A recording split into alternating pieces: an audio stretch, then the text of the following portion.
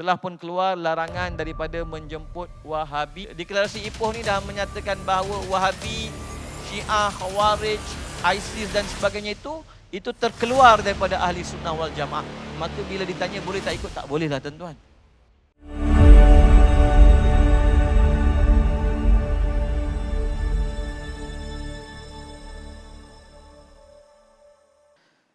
Jadi satu soalan yang sangat menarik dan sebenarnya saya kalau bab Wahabi ni sebulan saya boleh cerita tuan-tuan. Saya mengkaji tentang Wahabi sejak tahun 2008 dan saya mengkajinya secara sangat serius. Ya. Kerana satu ketika saya mengerjakan umrah pada tahun 1999 atau 2000, saya duduk di satu majlis selepas solat subuh di Masjid Nabawi. Jadi saya nampak satu majlis yang sangat besar, saya pun duduk. Maka ditanya dalam majlis tersebut, adakah Asy'ariyah dan Maturidiyah ni daripada golongan yang terselamat daripada api neraka? Jadi saya tanya pada orang Arab sebelah saya, siapa lelaki ini? Dia kata, Syekh ni, dia kata Saleh Fauzan Al-Fauzan. Antara tokoh Wahabi yang sangat ekstrim. Yang senior, yang paling senior yang hidup pada hari ini, yang masih hidup pada hari ini. Jadi dia kata Asy'ariyah dan Maturidiyah tidak terselamat daripada api neraka. Jadi boleh dikatakan seolah-olah majoriti umat Islam tak terselamat daripada api neraka. Jadi pada waktu tu internet masih lagi mula-mula baru nak sampai lah.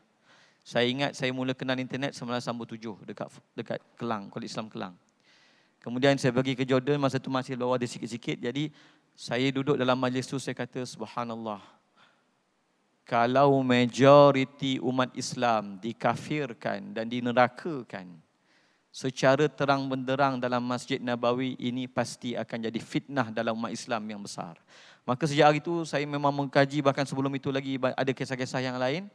Maka alhamdulillah, pertama sekali saya nak berkatakan bahawa pertama sekali kita umat Islam di Malaysia patut bersyukur pada Allah Subhanahu Wa Taala kerana kita ada kuasa agama yang memberi fatwa untuk menyelamatkan akidah-akidah umat Islam. Ada sebahagian negara, tak perlu jauh, tengoklah apa kita panggil jiran-jiran kita seperti Thailand dan juga Indonesia. Ajaran sesat boleh tumbuh subur dan tidak boleh ditangani secara undang-undang. Kami baru ni pergi ke satu negeri kerana kajian kami mendapati 70% daripada tahanan radikal berasal daripada negeri tersebut. Kami pergi ke negeri tersebut dan kita tengok fatwa-fatwa dia dan kita tanya dia, ada tak program pemulihan untuk ajaran sesat? Tak ada. Dan saya boleh kata 3 negeri yang saya respect dari segi fatwa dan dengan cepat dan segera, saya boleh katakan Johor, Negeri Sembilan dan Selangor. Kalau dekat setengah negeri, orang-orang Syiah Melayu boleh angkat spanduk dekat depan jabatan mufti dia. Kerana tak rasa takut pun dengan pihak penguasa agama negeri tersebut. Maka tuan-tuan yang dimuliakan Allah, itu yang pertama saya nak tekankan. Syukurlah kita ada kuasa agama. Kalau tidak, fahaman sesat naik tak boleh ditangani. Yang seperti yang terbaru, ajaran yang agak terbaru juga, ajaran Zikir Nafas Ismail Kasim. Orangnya dah meninggal. Tapi dia pergi ke sebuah negeri itu tak fatwakan lagi kesesatan dia.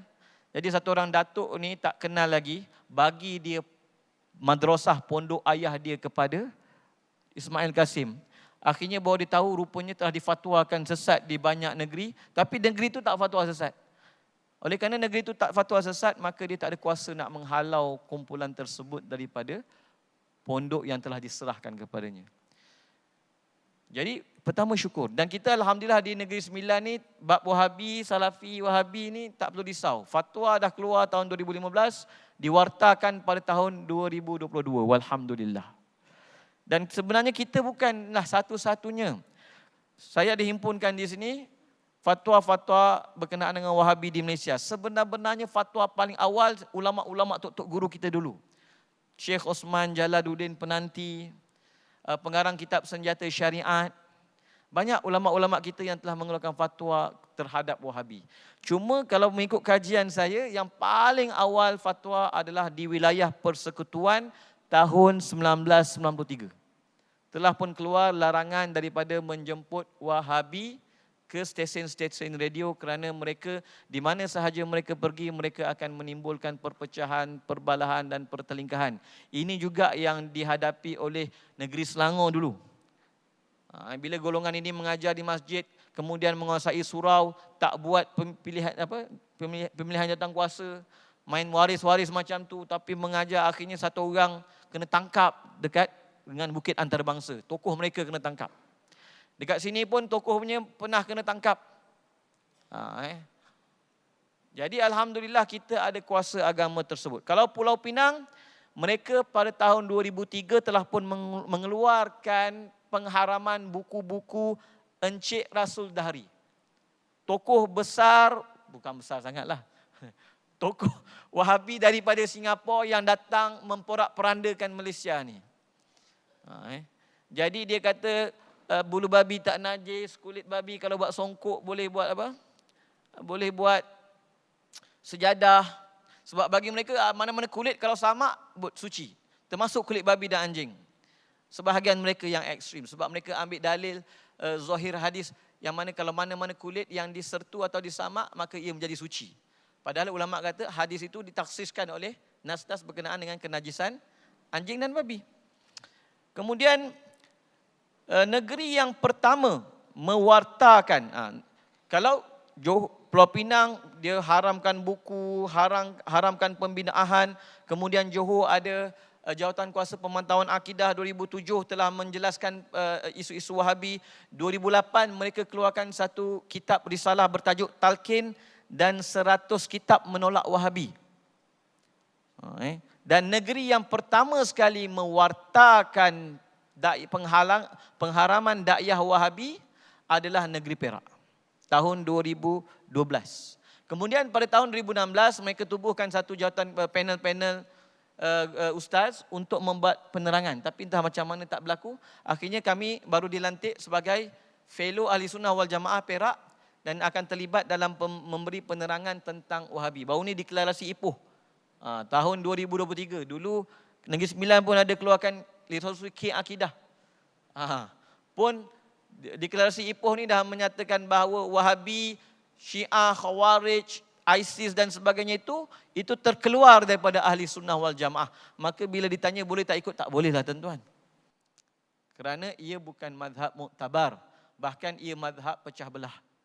Mazhab yang akan membawa perpecahan, tuduh-menuduh, kafir-mengkafir wal-iyazubillah. Baik. Jadi, kemudian antara negeri yang juga mengeluarkan fatwa berkenaan dengan Wahabi adalah Pahang pada tahun 2014. Tegahan dan larangan menyebarkan ajaran Salafiyah, Wahabiyah dan seumpamanya di negeri Pahang. Dan Pahang alhamdulillah tahun lepas ke tahun ni baru baru mengikut jejak langkah Negeri Sembilan untuk membuat enakmen tarikat dan tasawuf. Yang insya-Allah maka di sini akan ada kawalan terhadap fahaman-fahaman yang sebenarnya hakikatnya bukan tarikat tasawuf tetapi mereka lebih mirip kepada ajaran batiniyah wal iyazubillah. Dan kemudian Johor juga mewartakan dalam fatwa mereka tahun 2016 tentang siapa ahli sunnah dan kemudian mereka mengharamkan Wahabi dan menyatakan ciri-ciri Wahabi secara paling terperinci dan detail. Jadi waktu Perak, masalah dia orang, bila dia orang fatwakan larangan pasal Wahabi, dia orang sebut ciri dua je. Jadi baru ni kita berbincang, dia kata ustaz payah, dia kata. Bila sebut ciri dua, nak buat pendakwaan payah. Dia kata kalau boleh fatwa tu banyakkan ciri. Bila ciri itu banyak, dalam fatwa yang telah diwartakan, boleh buat hujah senang dalam mahkamah untuk membuat pendakwaan. Kalau sebut dua ciri saja, kadang-kadang mereka ni ramai banyak taqiyah wal iyazubillah. Jadi Johor 2016 mewartakan pengharaman dakwah Wahabi. Kedah pada tahun 2016 juga. Walaupun Kedah tak sebut nama Wahabi secara terperinci, tapi Kedah menyatakan ciri-ciri yang bertentangan dengan ahli sunnah wal jamaah. Semua Wahabi. Semua ciri-ciri itu Wahabi. Syirikkan selawat tafrijiyah, syirikkan itu, bid'ahkan ini, itu tauhid begini, tauhid begitu. Semuanya itu adalah ciri-ciri Wahabi dan diwartakan pada tahun 2016. Selangor tahun 2007 saya pun datang programnya, telah membuat penerangan tentang Wahabi. Kemudian pada tahun 2014, larangan daripada membid'ahkan isu-isu furuk kerana Wahabi memang suka. Bila mesyuarat je, kalau tahu masalah surau masjid, apa masalah? Ada golongan yang suka bid'ahkan orang. Ada golongan yang suka bid'ahkan orang. Ada golongan yang suka bid'ahkan orang. Saya dijemput dalam satu masjid, satu surau atau masjid di Selangor. Bila kita bagi ceramah je, orang tu bangun ramai-ramai keluar. Waktu makan, pihak AJK beritahu, Ustaz, itulah golongan tu. Itulah golongan yang dulunya duk bid'ah sana. Jadi bila Selangor dah kuat kuasakan tentang tauliah dan larangan, akhirnya ustaz mereka pergi ke mengajar di rumah. Jadi mereka ni datanglah sembahyang kat surau, kat masjid, tapi belajar di rumah. Sebab apa? Sebab masih lagi terkesan dengan fahaman ini. Kemudian Selangor pada tahun 2016, arahan Sultan Selangor secara jelas, apabila timbul isu orang yang ditangkap adalah berfahaman JI yang membawa Al-Qaeda, yang membawa ISIS, yang membawa fahaman Salafi jihadi, maka Sultan Selangor telah jelas. Dan kami juga dilantik sebagai panel untuk menilai silibus universiti terbabit. Dan ada laporan-laporan tertentu. Dan kemudian 2019 juga ada fatwa daripada mufti. Sabah pada 2009 ada mengeluarkan fatwa tentang gerakan Muhammadiyah dan Ittiba'us Sunnah. Dan kemudian 2016 mengharamkan buku-buku Cikgu Hairi Nonci, yang memang buku-bukunya itu adalah buku-buku fahaman Wahabi, dan pengharaman ini diwartakan.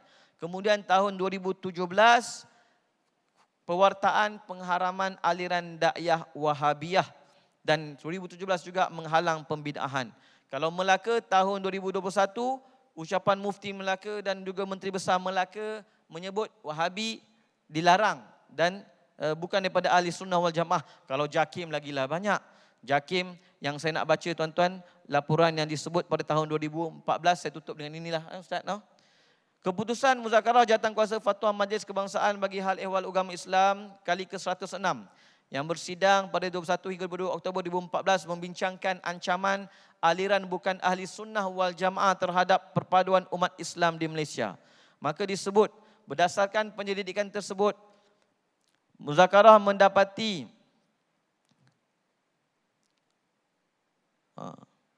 Muzakarah bersetuju memperakukan rumusan penyelidikan bahawa dari segi perundangan ahli sunnah wal jamaah adalah mazhab rasmi negara Malaysia dan aliran Syiah serta Salafi Wahabi pada masa kini sedang memberi ancaman serius kepada survival ahli sunnah wal jamaah. Kedua-dua aliran ini boleh mendatangkan perbalahan dan perpecahan kepada masyarakat Islam di Malaysia. Ini adalah hasil muzakarah kebangsaan pada tahun 2014 dan ada banyak lagi fatwa-fatwa yang lain. Dan saya alhamdulillah duduk kat Negeri Sembilan ni sangat rasa bersyukur. Saya tutup dengan satu kisah last. Minta maaf Ustaz. Dulu surau adalah surau, saya tak nak sebut surau nanti yang sensitif. Ya. Dimasukkan saya dalam grup WhatsApp tu, jadi saya sukalah post. Wahabi ni tak betul, Wahabi ni tak betul, Wahabi ni tak betul. Tapi pengerusi surau tu pro-Wahabi. Dia marahlah kita. Oh, janganlah ustaz, janganlah ustaz. Tiba-tiba Negeri Sembilan keluarkan fatwa. Kita pun share fatwa tersebut. Tahap. Terus senyap tuan-tuan. Satu hari datang pengerusi ni jumpa saya, Ustaz, saya minta maaf. Rupanya saya selama ni begini. Saya pun, kat kawasan kita ni ada golongan ni Ustaz. Diorang belajar kat sini dan sebagainya.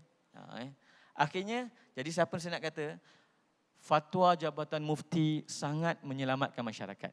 Kalau kami ni, setakat ustaz-ustaz bercakap, alah ada kata ustaz lawan ustaz lawan ustaz. Kita kata, bukan ustaz lawan ustaz, masalah apa? Masalah bila orang awam dia tak dapat nak membezakan antara ahli sunnah wal jamaah dengan ahli bid'ah. Kadang-kadang dia punya perbezaan tu agak halus dan rumit. Ya. Jadi dia nampak yang bergaduh ni Ustaz A lawan Ustaz B, contohnya lah. Tapi sebenarnya bukan. Ahli sunnah wal jamaah bertentangan dengan ahli bid'ah. Tetapi bila keluar fatwa, masyarakat pun terselamat dan daerah kami nilai semakin tenang. Alhamdulillah.